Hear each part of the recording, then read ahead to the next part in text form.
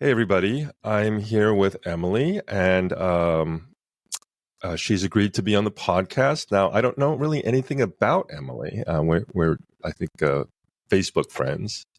So I guess I'll start with you by asking, are you single? What's going on with you?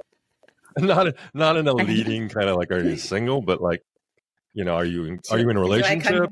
Do I come here often? Yeah, exactly. I am single.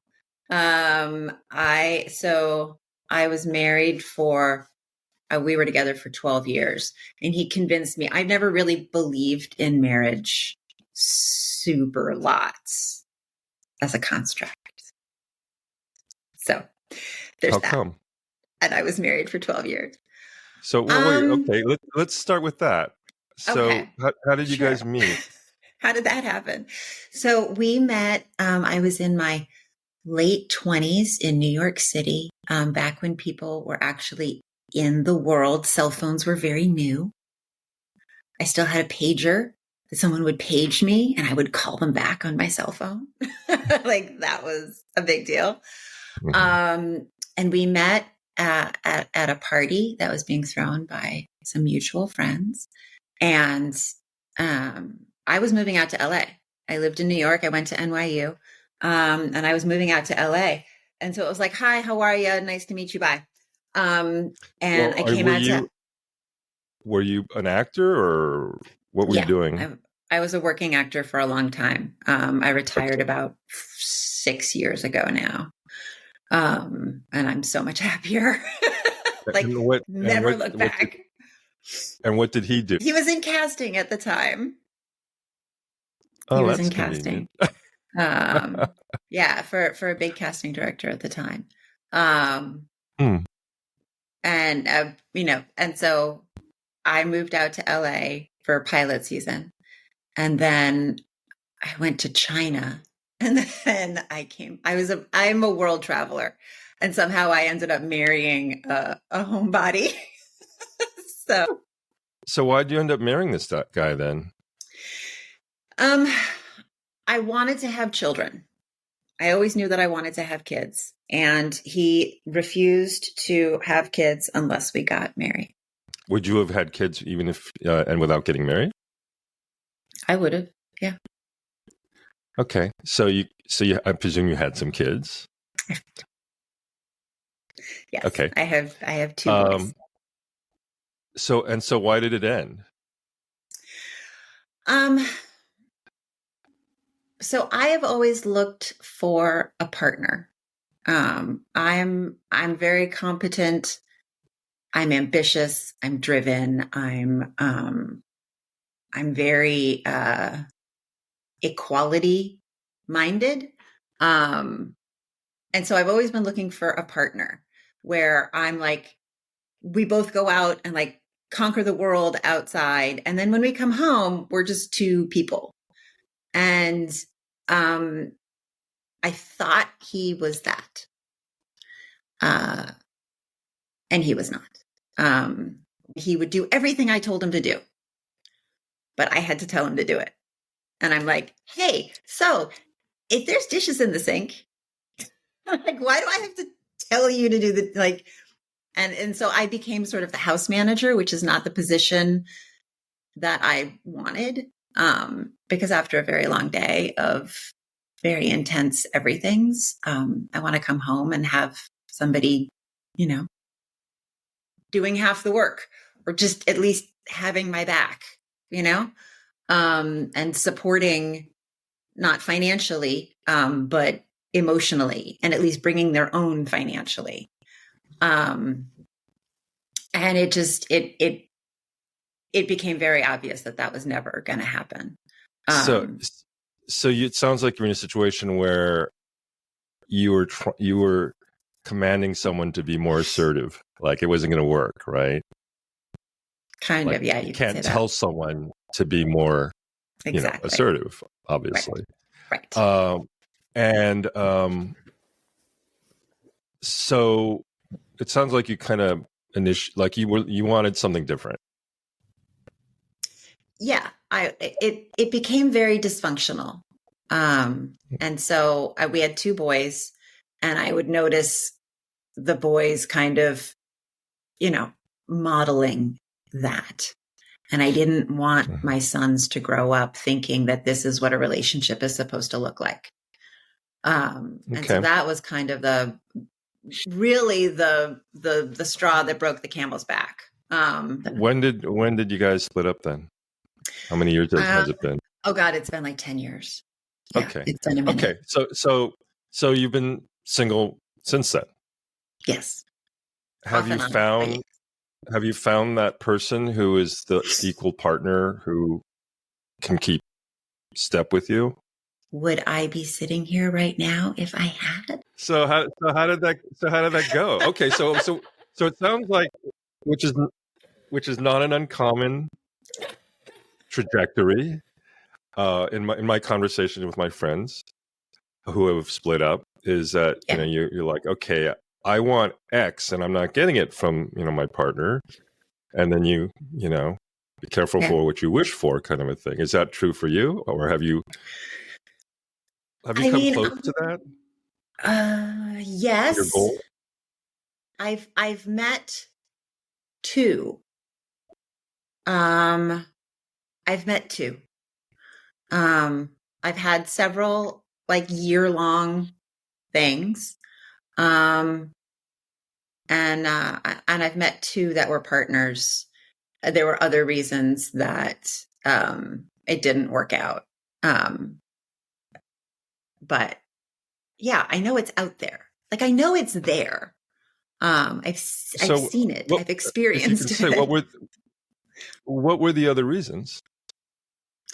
Oh, well, one of them I met just as we were breaking up.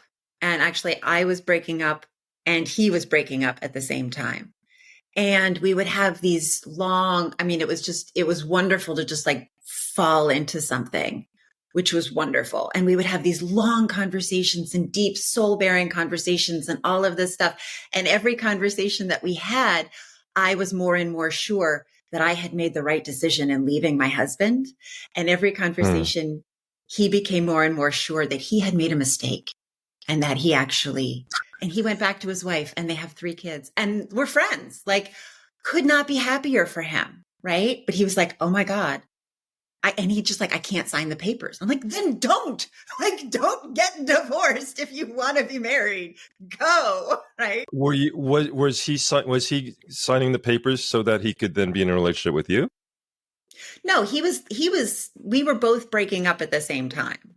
And so that's the natural trajectory that you just, you break up, you decide things, and then you sign the final papers, and then it's done. Yeah. And so, I feel very happy that I was kind of his divining rod, to help him see what was really important, But he could have been someone, he had what it took for you that you were looking for. Yeah. Yeah. Yeah. He was great. He was nice. Okay. What about the other one? The second guy? The second guy was actually very recently, and he did not want to be in a relationship. We had a great time. We had a wonderful rapport. We had great sex. We enjoyed the same things. We were in a similar place in our lives, and we'd have just like all of this wonderful fun. And a month went by. Another month went by. Another one. And it's like, we're not progressing. I'm not learning more about you. I'm not meeting your friends. It's dinner and, a fun night. We're not having sleepovers. We're not. And I'm just like, what's going on? He's like, I'm a very private person. I'm like, okay, but if we're in a relationship, I'm the person that you're not private with. I'm the person that you tell the things to. And after about 6 months, I think it was 6 or 7 months, he had his birthday and told me all of the things that he was doing for his birthday with all of his friends. And I was like, am I invited to any of these things? I was like, okay. Okay. And that's it. So, So that yes, was I it. think the kids are calling it a situationship. What do you mean? It's called a situationship is where you don't have a relationship. It's a situation where it's like twice a week you get together, you have dinner, you have fun sex, and it never goes deeper than that. And so so it sounds like your expectations were, and this is a subject that comes up, what is a relationship at this point in our lives, right? Because so much of us have so much going on, whether we're raising kids or a career or whatever, even just our homes. The idea of like moving in with someone and, sharing a bank account and, spending time with the friends that you may not like, sort of falls away. I mean, I'm not saying it's better. I'm just, bringing it up. Right. So it sounds like your vision. So you'd said you never wanted to get married. Right. And I'm not trying to challenge you. I'm just trying to have this conversation. But it sounds like the relationship you're looking for now is something that's much deeper than a situation, as your kids would call it. Yes.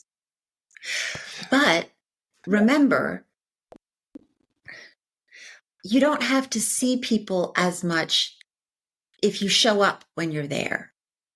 I don't necessarily have to move in and have the whatever, all of that. But when we're together, like we're together and we're open and we're vulnerable and we're with each other. And in that sense, he was not opening up. I didn't even know how many siblings he had. Like, okay, I'm going to get personal now. So he comes over, you guys meet or whatever. You have a nice meal. You have wine or you get stoned or whatever the thing is, right? That is a thing that, and I'm not treating it like it's silly, but in my experience, that's a form of intimacy. Like he's not going and having that experience with other people. And as then, far as I know. you have, well, one can assume, let's assume that. I'm right? just saying, And you don't know. yes. Okay. And then you have sex, right? So then you're sexual with someone. And I'm presuming, again, I'm making this wild presumption that this is not a thing that either of you are just sort of doing with other people randomly. It's not like this hookup mentality, I would imagine. There's a lot of vulnerability. There's some risk being taken there. There's some things being worked out, right, sexually. And so and again, just for the sake of argument, that's a lot for a man, I would argue. I wouldn't put it to gender, but there's a lot of intimacy there. Right? I mean, he's not, I mean, you're kind of joking, but he's probably not doing that with other people because who has the time and energy at this point in our lives to play multiple people that way, right? You would be surprised, Mike. You would be surprised. But what I'm saying, what I'm saying is that intimacy that you're talking about, the things getting worked out, the moments of seeing somebody's soul, those were not happening here. Okay. Well, all right. So let me just say, in spending that time together, and not to overemphasize sex, but let's just assume that that's an important thing for both of you, right? It's not trivial. It's not like a zesty affair, as Mark, the character in Big Lebowski, said. But it's like this meaningful thing, right? So isn't that a point of vulnerability and connection that you can, so he leaves, right? Or you leave. And then the next day you're thinking about it.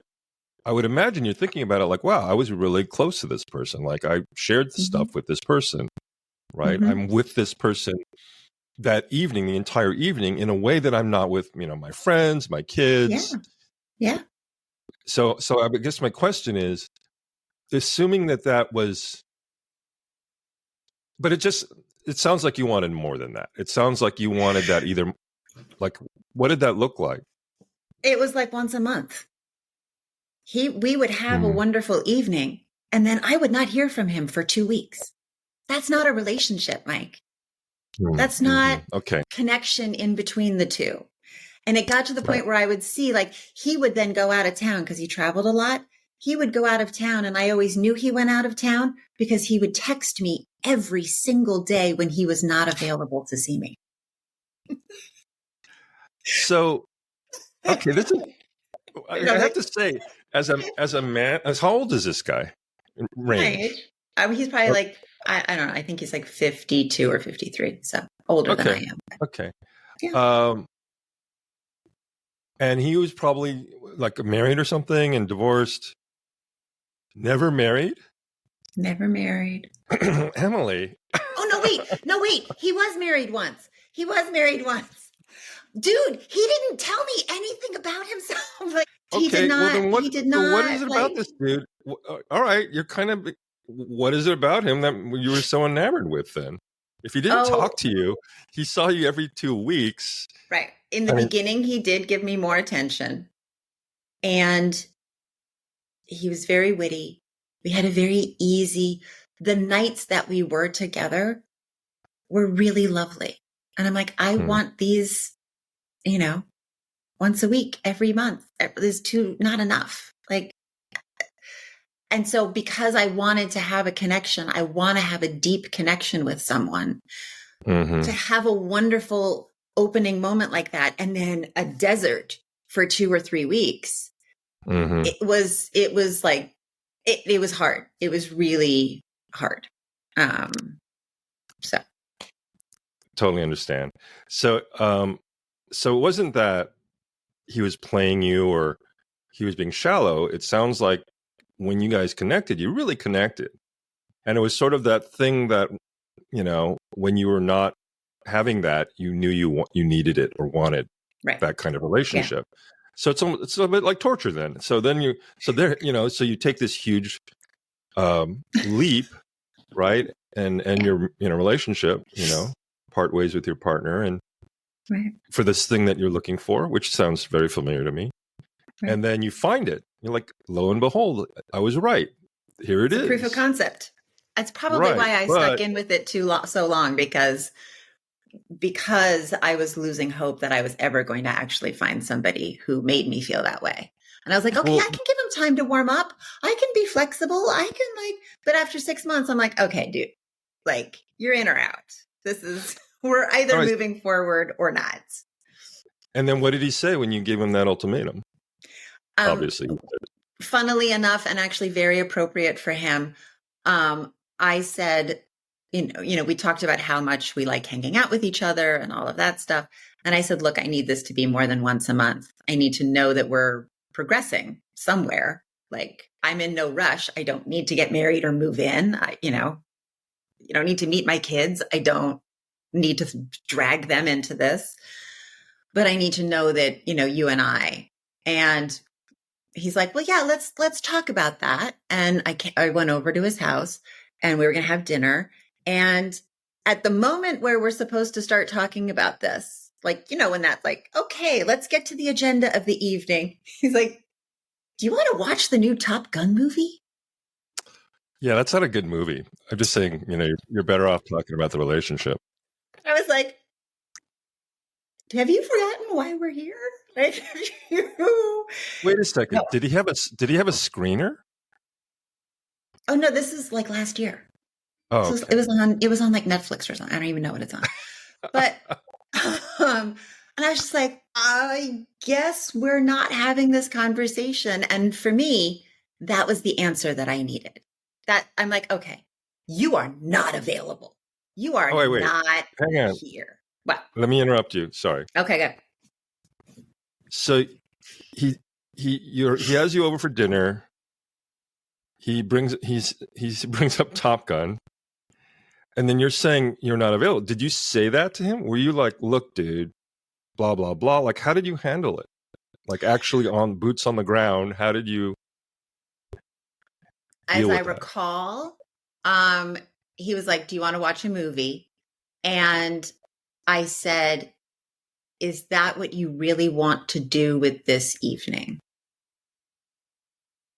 And he's like, yeah, I've been wanting to watch it. I think that would be, and it's like, he completely forgot why we were there. And in that moment, I was like, I feel like that was the conversation. Like beginning, middle, and end, that was the conversation. I am not available. Like people tell you exactly who they are. You just have to listen.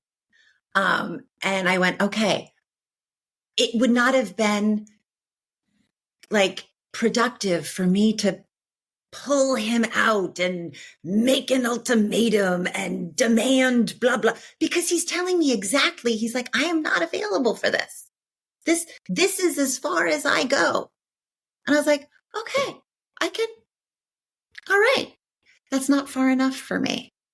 I want more than that. So we watched the movie and he rubbed my feet and was sweet and loving at a distance, and then the movie's over and it's 11 o'clock. And I'm like, I'm not having this conversation now because I'm tired. So I was like, I'm going to go. And he was sort of shocked because he thought I was going to stay and we were going to do the thing we always do. And I was like, good night. And that was the last time I saw him. So I guess that was the anticlimactic ending So to the anticlimactic relationship. Like he never called you and said, "Hey, Emily, what happened?" Nope. No. That was it. He just walked away. You walked away. Yeah. He walked away. Yep. Wow, that's interesting. Yeah. So it sounds like you did the right thing. Yeah.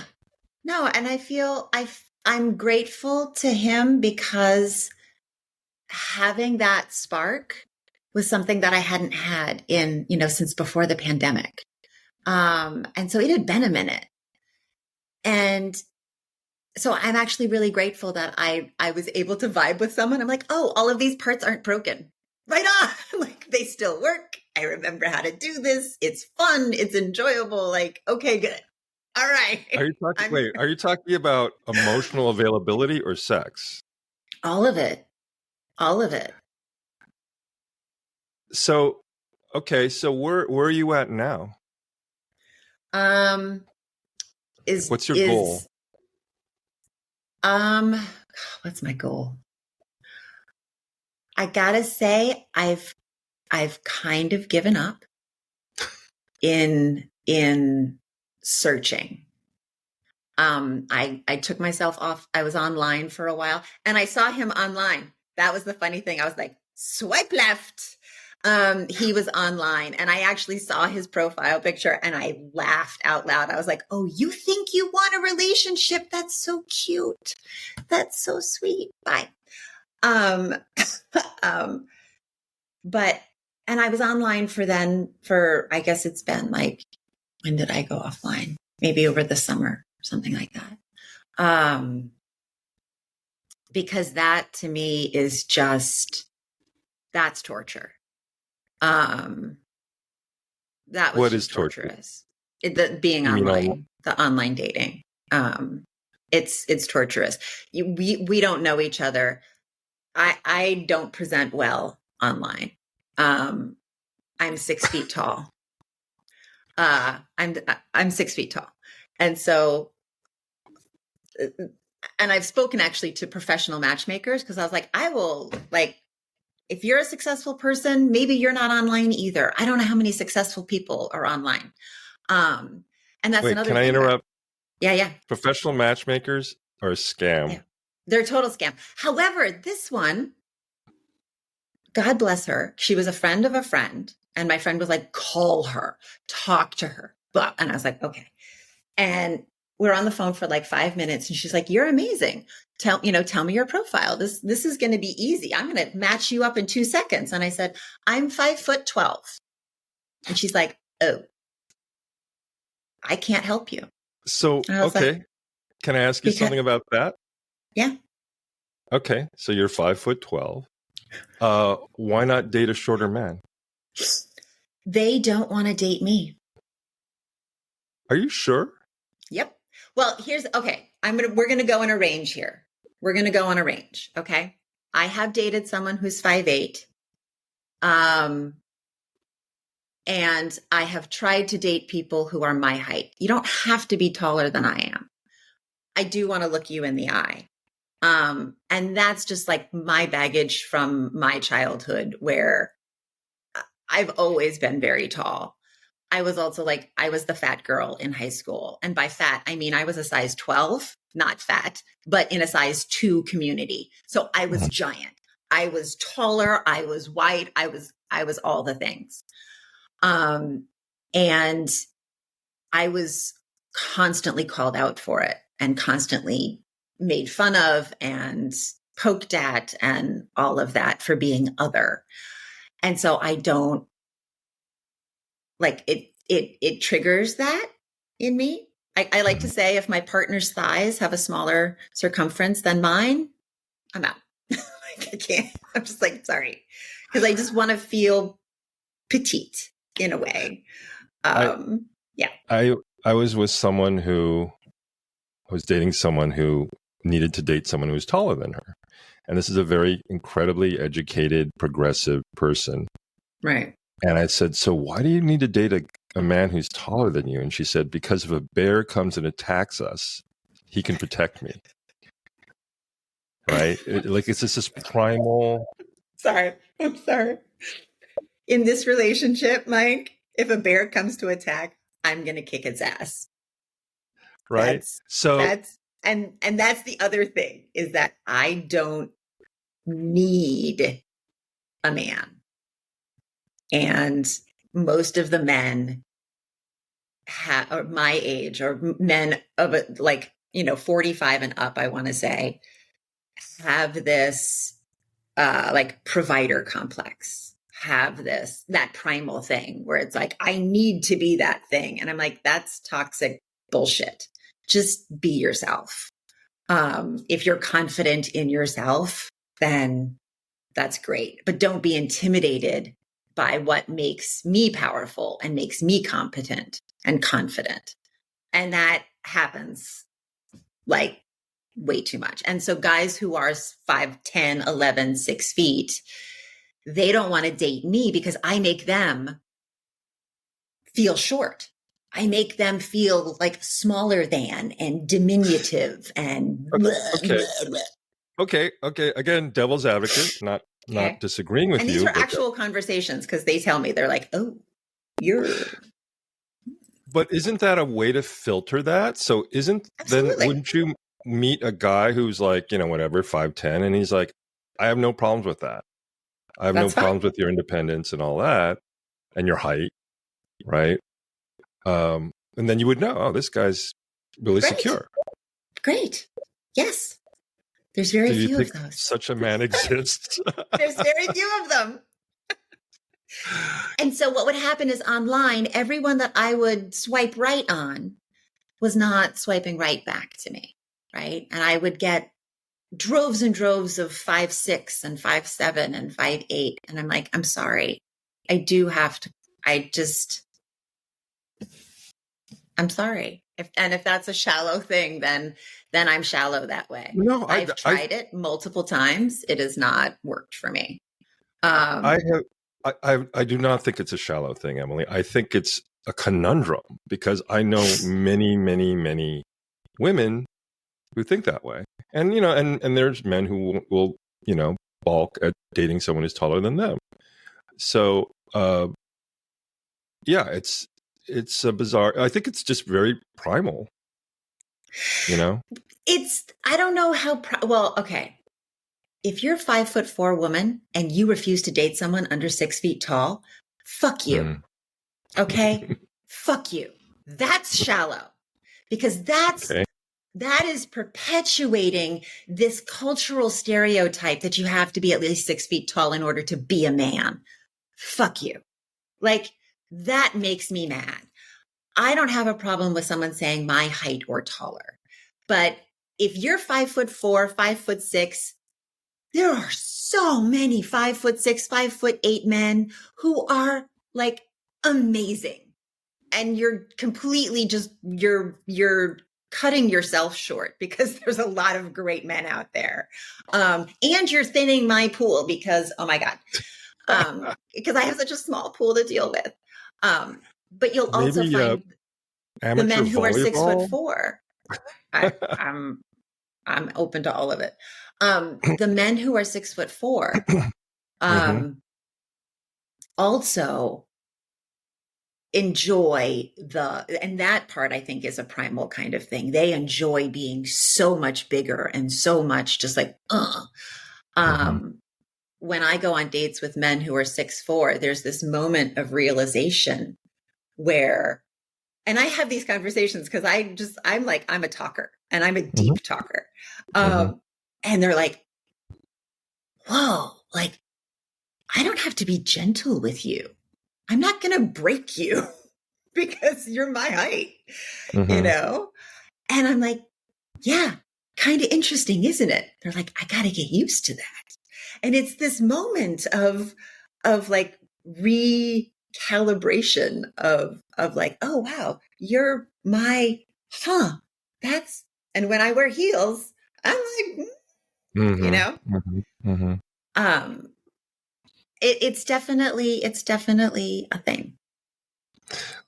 But you're not, it doesn't sound like you're giving up though. It sounds like it sounds like you hate the apps. I am broadening my sphere and making sure I get out of the house and doing things that I find interesting and hoping to meet someone in the wild, because that's the only way I think it's going to happen. How much energy are you putting to that, do you think? To the going out and broadening my sphere, significant energy, but I'm no longer, so when I used to do it, I would go out and I would feel like the night was a failure if I didn't meet someone that I could possibly date. It was like, well, that was a bust. Right. And I've released myself from that expectation. Now I'm just going to do things that I enjoy doing. And then at least I'm having a good time. So you're in Los Angeles. Yes. Where does one go to meet people? I do my best to go to every alumni event that's out there for NYU. I like rock climbing.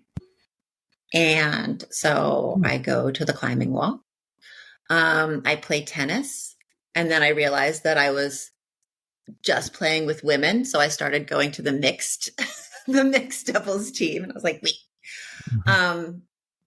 So I do tennis. I love science. So before the pandemic, I was going to the JPL monthly open tours and lecture series. They're not doing them. I love gardening and ecology. So I'm like joining the horticultural society and like urban farming and just things like that, where I'm learning and I'm having fun and just meeting more people than my children's friends' parents. Right. Because that's what it was for the longest time. I think that's all terrific. And the apps, and I wonder if people really prefer the apps nowadays. Like I know in New York, excuse me, you save time and money. Because if you go to a bar, it's $20 a drink and, it's cold outside and whatever. And the apps, it's like, okay, I'll meet you for coffee. Like it's all kind of, what's going to happen.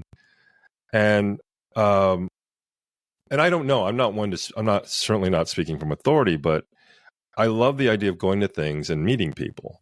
I just wonder if people still do that. That's my own issue.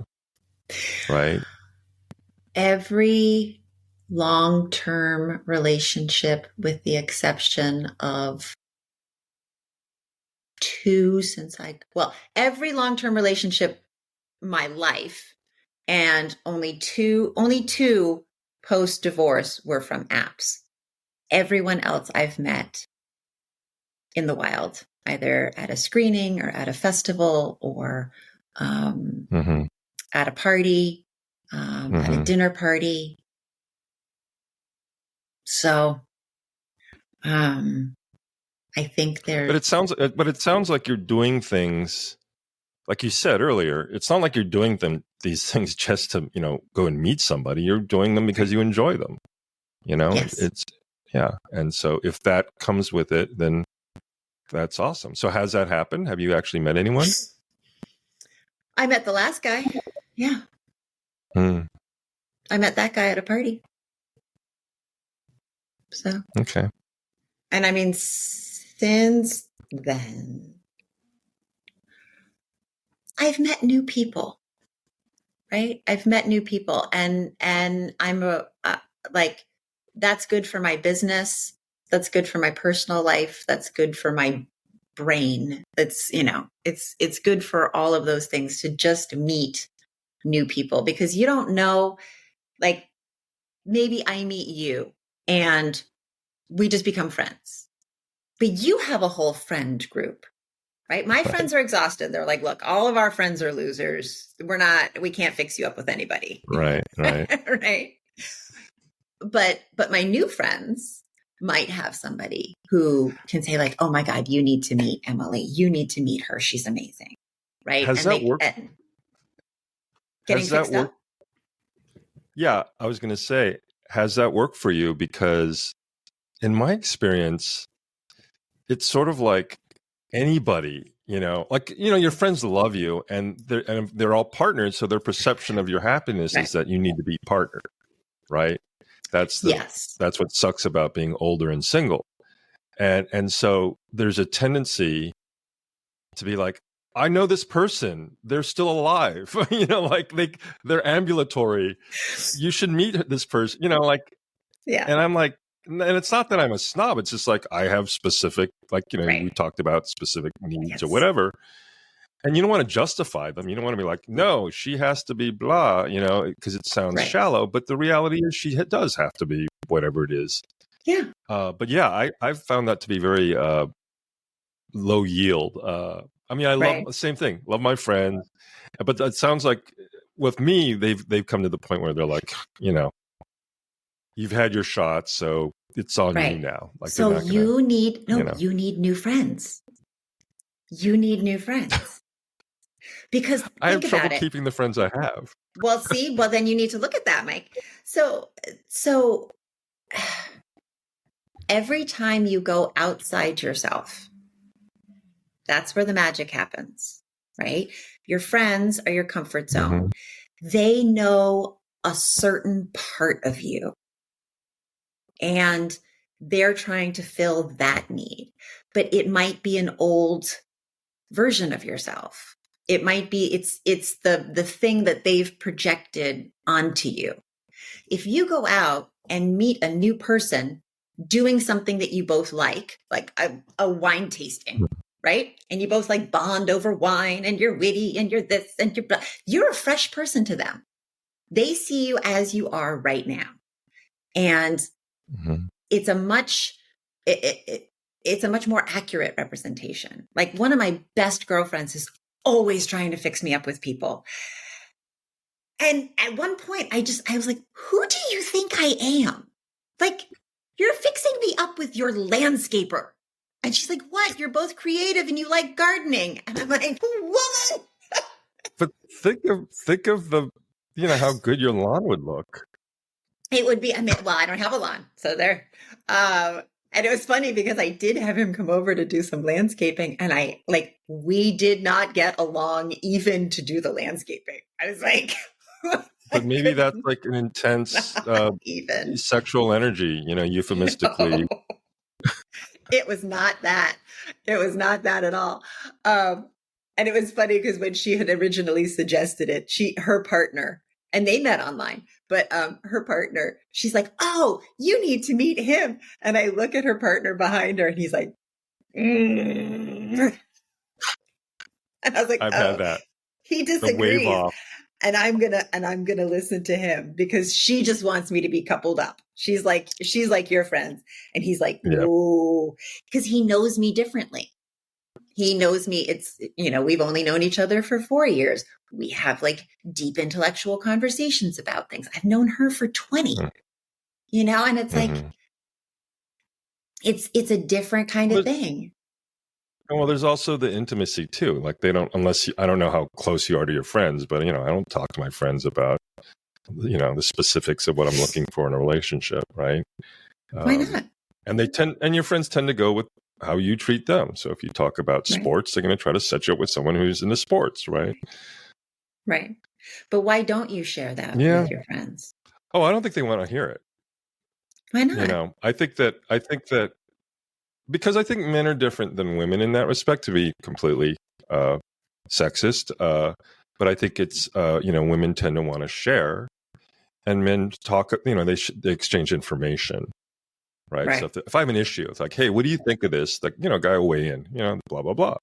It took me a very long time to learn to not try to fix when a woman is sharing something with me, like a friend or a partner, when she's like, blah, blah, blah, I'm having problems with this. And I'm like, why don't you do this? It took me forever to figure that out. And the other one that I got caught on was taking the man's side. So like, I think I've probably done it in this conversation right now where it's like, well, whatever, he said this and I didn't like it. And I would just instinctively say, well, what if he meant it this way? I would somehow adopt his position. And apparently a lot of women don't like that. Okay. I have two things to say about that. The first one is, don't ask your guy friends to fix you up. Okay. Because they're just going to fix you up with the people that, because they're married, they can't bang. I disagree with that. Okay. Maybe not. I don't know. But because I don't get fixed up well by my girlfriends. I get fixed up well by my guy friends. Well, so no, I'm friends with a husband and a wife. The husband is going to have the better matches for me, because what I've found is that the wife will set me up with someone who they think is a really good match. And they could be wrong or right, but they're trying their best. The husband will set me up with someone that like they don't want to have sex with. Like if it's someone like, oh, she's really, so the first thing I say to like, whenever a guy says, hey, there's someone I want you to meet, I think she'd be great. I say, well, would you date her? And if they hesitate for like a millisecond, then No, if he's like, no, but she's great. It's like, well, if you wouldn't date her, why do you think I would? So what you want is someone like, she's fantastic. Right. No, it's with men again, to be sexist, I think men, there's a projection thing that's going on. And if, and there've been times where a guy would say, no, she's fantastic. Yeah, I would, if I was single, I totally would date her. I mean, she's got everything, then it's like, okay, yeah, sure. But very rarely does that conversation happen.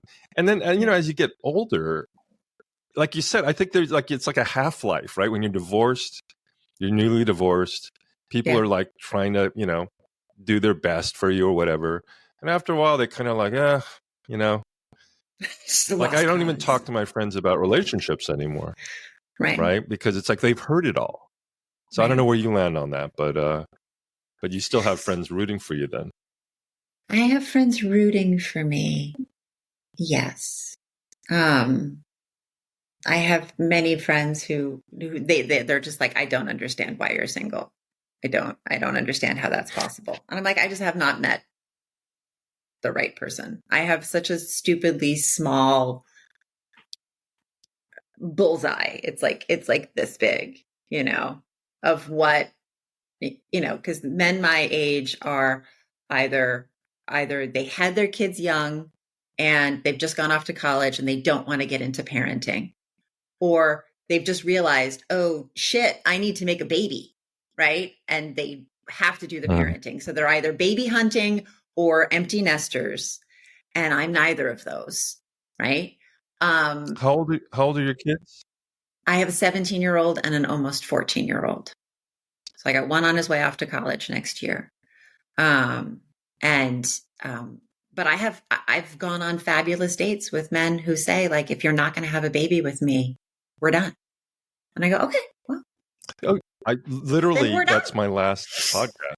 No, my Yeah, last podcast was he wanted to have children, and right. he The you know male he biological, vetted for that. yeah. And that is like, that's legit. You're like, it's, you've woken up at 45 or 50 and I go, okay, well, you need to be dating someone who's in her 30s or 35 at the most. Yeah, but it's sort of like, So, good and luck you with that. better That's a hurry whole up. other conversation, right? Right. Because I mean, look, my friend did it. My friend who I just did the podcast with, found someone who was of childbearing age, as he said, and he was older, and he was racing his own clock, and it worked out. They got married Right. and they have kids, or a kid. Right. So I mean, I feel like, again, and I'm just projecting my stuff, but like, I don't think it's a deal breaker that you have kids, especially boys who are in, middle to high school, because it sounds like you're not asking someone to father them, right? Nope. So, That's the other and, problem. I'm like, then that's another thing. And I'm not saying that there aren't men who don't mind that I have kids. There's plenty of men out there recently divorced who have their own kids, right? But I'm just saying the field is very narrow because you have to discount all these men who want to have babies and all these men who don't want to have babies, right? So now you have this field. Okay, now they need to be at least 5'10" or 5'11" and super confident, or 6'4" and still, and so okay, so now we're down to here, right? And then you can't be a racist. Sorry. So that surprisingly makes it a really small field. wow. It's a lot. And then you also have the men who like, I had a guy, he's like, we're having a lovely time. He's like, well, wait a minute. You have all your own kids. You own your own house. You make your own money. What do you need me for? And I'm like, are you kidding me right now? Like, are you seriously to go explore the world, to have deep, intimate conversations, to like share a life, to have great sex, to like be partners and have each other's back? Like, and he's like, like he had nothing to give if it wasn't to save me, if I wasn't grateful to him for like paying my mortgage or something. That's so interesting, because I'm sure there are many, many, many women and possibly men who want to be saved. Yes, there are many. And they all, I'm sure, have no problem finding the dates. It's the ones who don't need saving that we're having trouble. Because I have a long list of amazing single women where I'm like, I would date you. If I was gay, I would totally date you. But nobody wants to touch. Well, here's another thing. What about, did you go through the young man phase after your divorce? I don't really take them seriously. I had Did you try? hugely. I'm just curious. I mean, so for the first,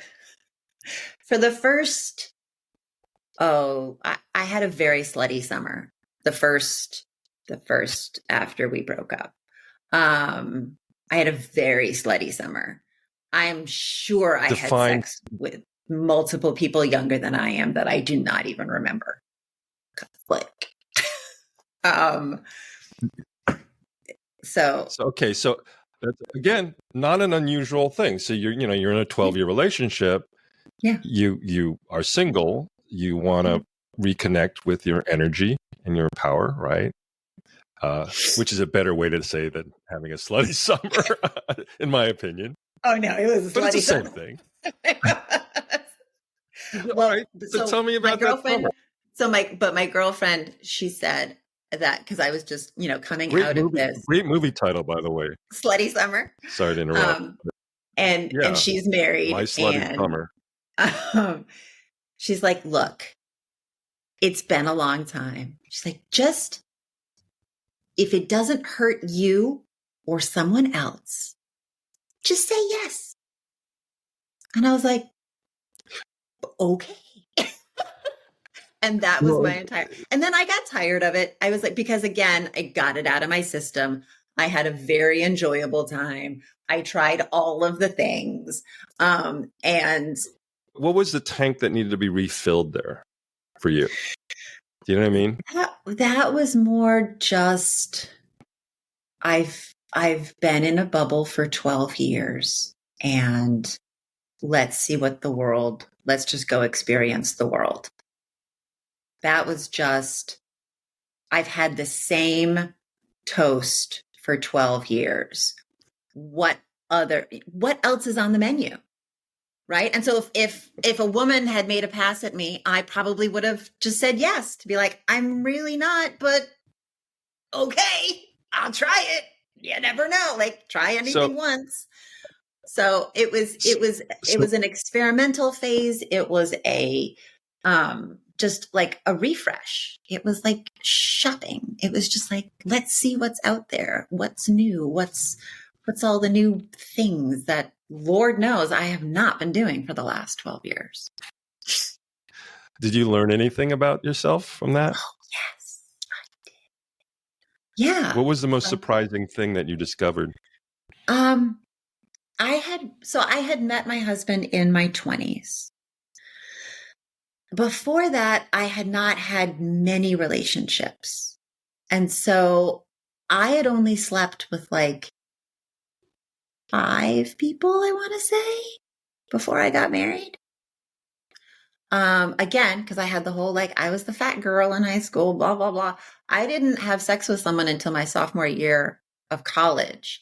And that was a dear friend where I was just like, oh my God, what is it all about? Would you please just have sex with me so I could? And he was like, absolutely. You know, he's like, I will happily do you that favor. He's like, yep, let's go.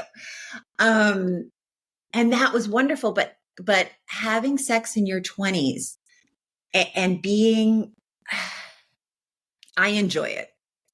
I've always enjoyed it. And having sex in my 20s with other people in their 20s who are inexperienced is an incredibly different thing than having sex in your late 30s when you've had experience, when you know, when you're more, and honestly, the men are more confident in themselves, so that I'm not as intimidating.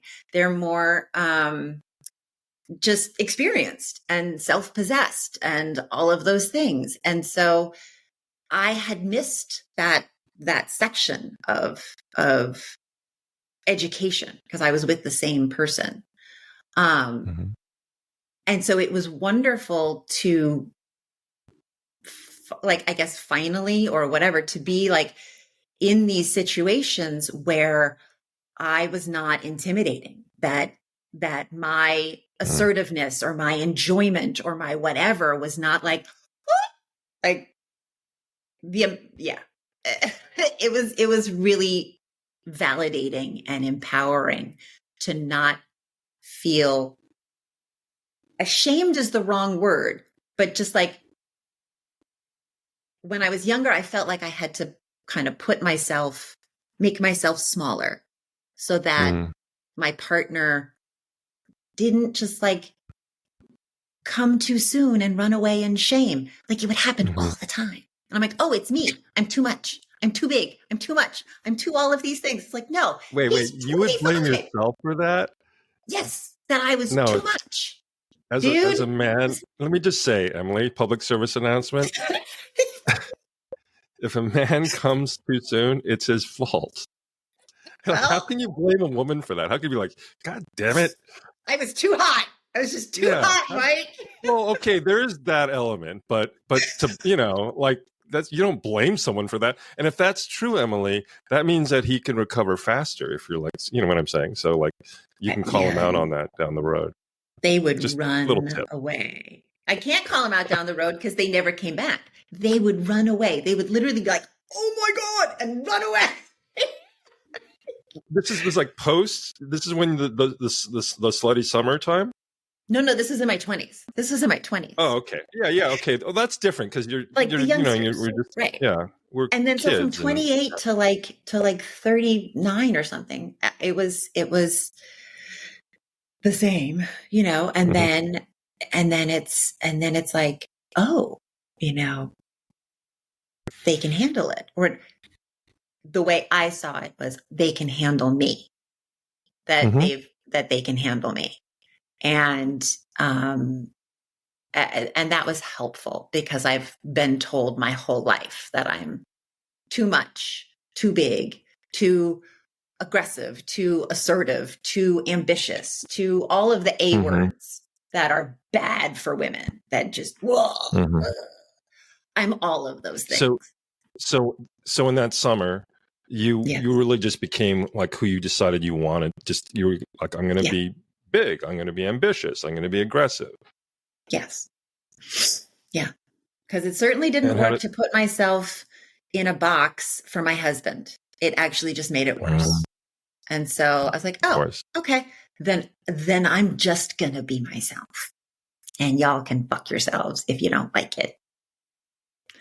And pretty So how did much that go? it's going pretty good. It's going pretty It good. continued. I'm really successful. I feel really Yeah. confident. And having that baseline of respect and acceptance and of both myself, but also just other people, um, has been life changing and life altering for me. And I don't think I ever would have gotten there married. And so I would say for people who are either, I don't know if they're watching this, like considering what the dating world is out there, that's not a reason to leave a relationship, right? The reason to leave a relationship is if you do not feel like you can grow or you are growing or this person brings out the best in you.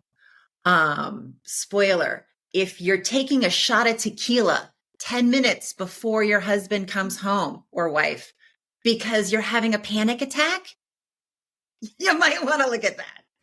Like you might want to look at that. And that was me. I was like, I would have these like, oh God, here we go. I have to put myself into a box again. Okay, here I go. And I would take a shot of tequila. It would calm everything down. And I was able to get through the night. And that's not living. That's not healthy.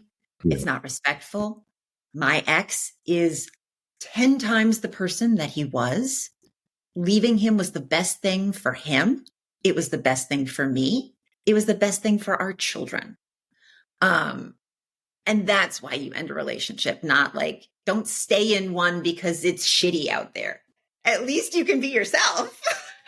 And, at least you're not in a dysfunctional relationship. And if you stay in this, then there's no hope for happiness, right? There's no hope if you're staying in something that is really unhealthy. So that's what I would say about that. Okay. I think that's terrific. This was really great. This was a great conversation. I'm so glad. I hope you got some good stuff.